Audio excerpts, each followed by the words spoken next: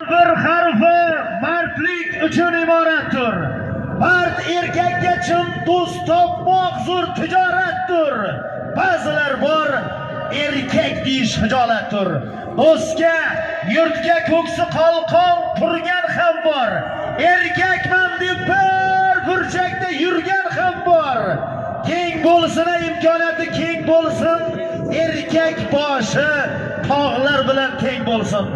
Nomardlarga uni kuni qolgunicha eski juldur choponlarga yeng bo'lsin. Yuragida sevgi bo'lsin, iymon bo'lsin, dard bo'lsin. Erkak degan qayga borsa mard bo'lsin. Ko'pkarim muxlislar omon bo'lsin. Ana oxir polvonlar harakat qilinglar. Tuya bor, tuya.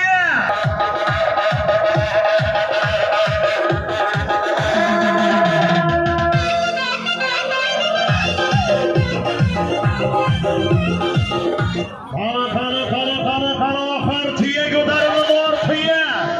Doktor Vomni tuyasi. Qani kelyapti oxir. Kimda ekan? Qani yana Oybek polvonda kelyapti oxir.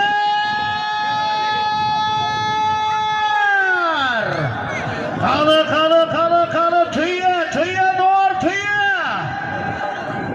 Qani halollaysan polvon, poklaysan, oxir kelyapti, oxir samodanlash qolmang. Qani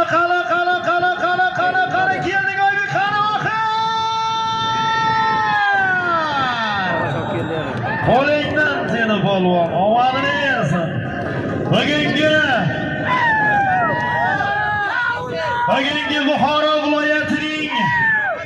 Buxoro viloyatining Qorovulbozor hamda Olot tumani xayr-saxovat yig'ma ko'pkarisining qahramoni yana Buxoro Peshku, yana Hamdam boy akamiz, yana Shahid, yana Ahmad Oybek polvonlar bo'ldi. Qolaversa Qiziltepa Islom polvon ko'tarib berdi. Samarqand Payariq Ulug'bek polvon aylantirdi. Omadlarni bersin. Bugungi ko'pkarimizning qahramoni Buxoro Shofirkonning polvoni, mashhur polvonimiz Oybek polvon omadlarni bersin. Oybek polvon Buxoro Peshkulik tadbirkor otboz Hamdam boy akamizning kiyik nomli otlari bilan oldinma-ketin aka-ukalar soluvdi, oldinma-ketin mana kiyik solyapti, Oybek polvon solyapti. Omadlarni bersin.